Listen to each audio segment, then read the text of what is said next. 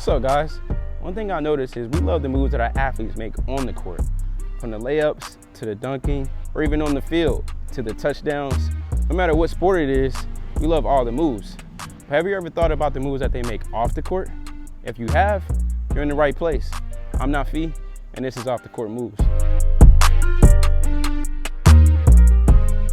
What's up, everybody? I'm Nafi, and welcome back to another episode of Off the Court Moves. Our dreams is to make your dreams come true. And without further ado, I'll introduce our next guest, Tahj Tate. Go dummy, Kyle. These niggas cap a lie. Promise is nothing to doubt about. Nah. They start to sweat you when you're shining. What in the world is you? Yes, sir. How you feeling, man? Good, man. Yeah, you looking good, fresh, man. That's what's up, man. It, man. Tahj, man. So, take us. Let's just hop right into it. Take us from your beginnings and tell us a little bit about your upbringings and who you are. Well, I'm from Anderson, South Carolina. So, with basketball, and I've been my mom and my dad. They both like legends where they're from. So it's really in me. I started playing when I was like 3. And, your parents are from Anderson too? Yeah. Okay. They both from Anderson. I've been playing ever since 3, and I'm still playing to this day. Right now, I'm just waiting. I'm waiting right now. It's like a waiting game, seeing where I go next.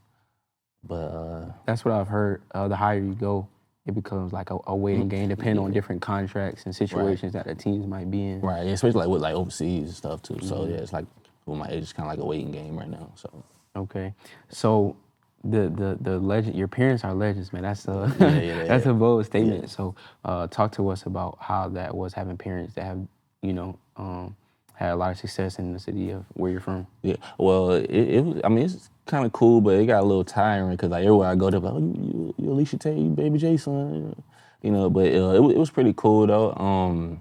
I seen my dad play a few times, but I never really got to see my mom play. I seen some film of it though. She was pretty good. But it's pretty cool. It's pretty cool. And they played basketball? Yeah, basketball. Okay. Yeah. Is that the only sport they played, or? Well, I think my mom played. She played volleyball and ran track too, though. But my dad, that's like the only sport he played. So basketball was given to you at a very early age. Yeah, it's like a gift. Yeah. So you always kind of had like the it factor, or did you just have to work on your game, even though they were so good? Well, honestly, I mean, I just like it was. I always like been like ahead of my time. Like I said, started as a young age. I had videos when I was like 3, just doing stuff that you haven't seen.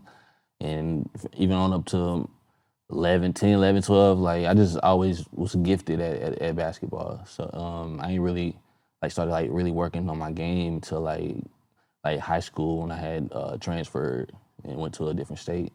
And when I started doing actual drills and stuff like that, and really working on my game. Okay. So, yeah. Talk to us about that transition. So you went to, let us know what school you went to here, and then where did you transfer? So I went to high school at Easley High School, like my freshman and sophomore year, and then I transferred and went to a school called Wheeler High School in Marietta, Georgia. That's it was where, like what's his name? Jaylen Brown went, right? Yeah. JB is my boy. It was like when I went there, it was ranked top 10 in the country when I went there. So I mean, I did a lot of moving. Like moving around, like on my high school days. So I played, and I played 2 years there, and then I went to a prep school after that. Where was that prep school? Prep school, I first went to Mac Academy in Charlotte. Okay. Well, I'll take that back. Before that, I went to a prep school in, it's called School of Performing Arts. It was in Florida, but I moved from there because it wasn't like accredited or whatever. And I went to Mac Academy in Charlotte, and then I went to Prince Avenue Prep in 6 Mile, South Carolina. And this is all in high school. So you had a journey basically. Yeah, man, journey's been real. Yeah.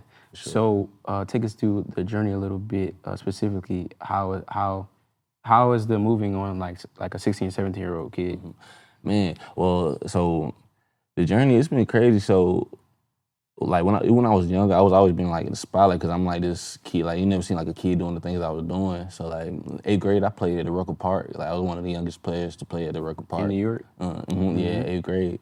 So it's like, but it kind of like turned into like a business a little bit. Like so it kind of like it stopped being fun when I was like 13, 14 and stuff like that. And I didn't want to play no more and all that. But it was tough a little earlier. But then I took some time off, then I figured out that I really do love the game. So, I just kept playing. And then, but fast forward though, with all the moving and stuff, like I said, Wheeler High School was ranked. It was always in the spotlight and all that. So I got into some trouble in school. So that would led me to move from there. And then when I went to that prep school, I figured out it wasn't accredited in Florida. So I moved from there. And then the one in Charlotte, I was scoring like 40. Coach there had me coming off the bench. So I'm like, I had to get out. I got out of there. That's crazy. Yeah, but I was highly recruited. And that's the business and politics side of sports that a lot of people might not see unless they actually on the team or in the sport. Right. So and you've had a journey which we'll get into later. You played G League overseas. Yeah. You've had a professional career, So, but it's interesting. You said at 13, 14, basketball became like a business, and it kind of like. It sounded like you didn't like it, and then you had to get back into it. Right. Yeah. It was like, well, honestly, I mean, like I love the game because like when I was playing, I was just playing for fun. Like, like I said, I was getting all this notoriety and stuff. I was on the news and on ESPN and stuff like that. Like I just feel like my pop started like forcing me to like do stuff I didn't want to do.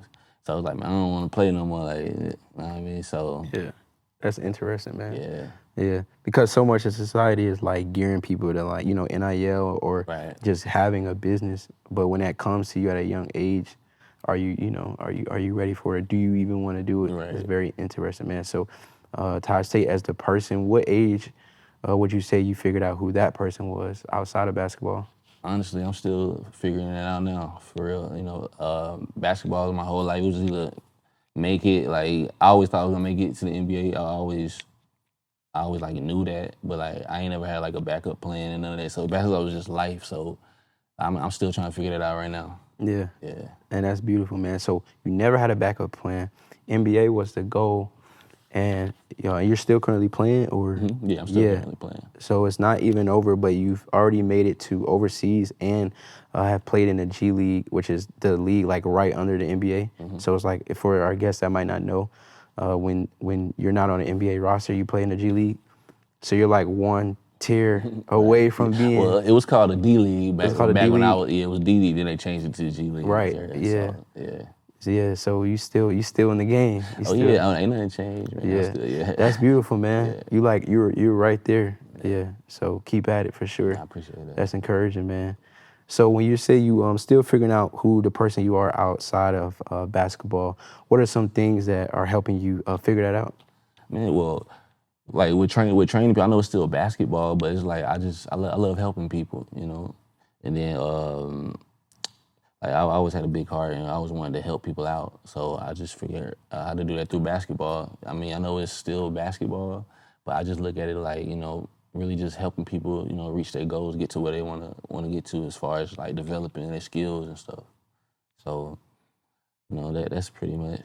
Yeah. So how did that come about? Did you have a coach pull you aside, or was it like when you're on a team, they have like the coaches clinics where y'all players come back and help? Was it that, or what was it, something specific? No, honestly, I just remember it was one day I was in the gym just hooping. It was a little white kid came and asked me to show him. Well, I did something. I guess he wanted to learn it. So I just started. I showed him. He got on. He caught on quick. So from there, I was like, I like helping people. I think I could, it'll translate. Like, you feel me? So I just started. I just dove into that. Yeah. So take us into that transition. Because you're still currently playing, but you also train. What's the name of your business? It's called Freeze Hoops Academy. Freeze Hoops Academy, yeah. Which would be your off the court move. We're still, right. dealing with the court, but it's off the court at the same time. So it's Freeze Hoops Academy. How'd you come with that name? I just came up with it. Well, my name is Freeze. Well, my name is Freeze. There's a story behind that too. But do we have time for the story? I think we do. Yeah, we do. I want to hear it. So when I was like 12, 13, my pops, he was just sitting on the porch with his boys, whatever. And he's like, no, I'm start calling him Freeze Pop. So the name was Freeze Pop. So as I got older, it was just Freeze, because he said he called me Freeze Pop because I freeze my defender and pop the jump shot, whatever. So when I got to high school, to Wheeler High School in Atlanta, I got DeQuan Jones. He used to play with the Magic. he was like, man, I ain't call no grown man no Freeze Pop. I'm gonna call you Freeze. I like, you know, I like that better. So That's valid. Yeah. Yeah. So that's the story behind it. So when you put the business name as Freeze, was your pops like, yo, you know, slide me something? That's why I be like, nah, that's why I just said Freeze and not Freeze Pop. Oh, yeah, He always talking yeah. about, I got a trademark. You got a trademark. Yeah, it's always like that with him. So I just want to try to like, you know, separate from him, you know, so I just Freeze. Right. And create, you know, like they were legends in innocence, so you're creating your own thing, Right. which is awesome. So back to the business and its inner workings. So you currently train what levels, like, you know, middle through high? I train all levels, like kids. I train pros, college, all levels. Yeah. Yeah. So what's the difference between, like, is there a big difference between like middle school, high school, and then pros, or is it only like really small? Well, it's a difference because like when you train like with kids, you know, their attention span is like, you know, shorter than like older people, and then on the levels, as far as levels, like professional, of course, you know, they're more experienced. So it's kind of like the terminology, they get the terminology and stuff better than like middle school and high school.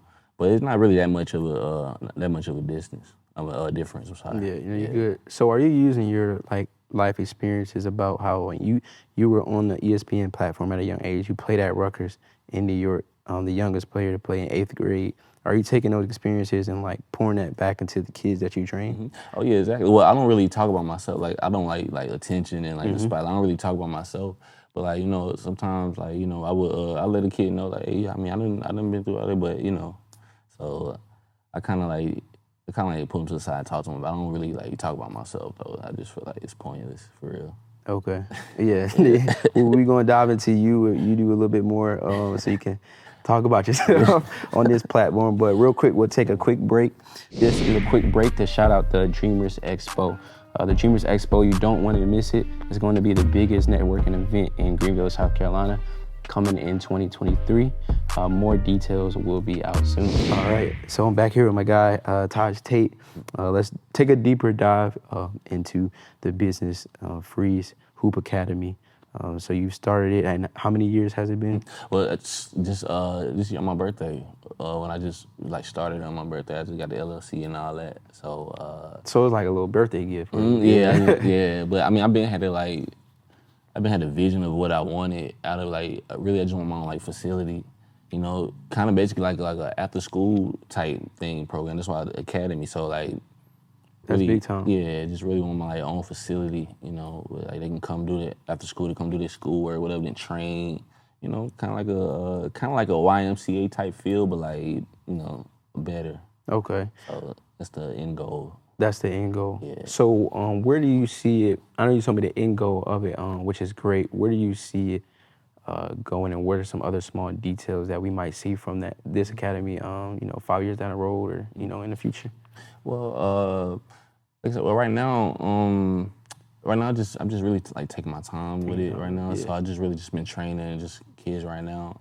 But I do want to like get like a little smaller gym eventually.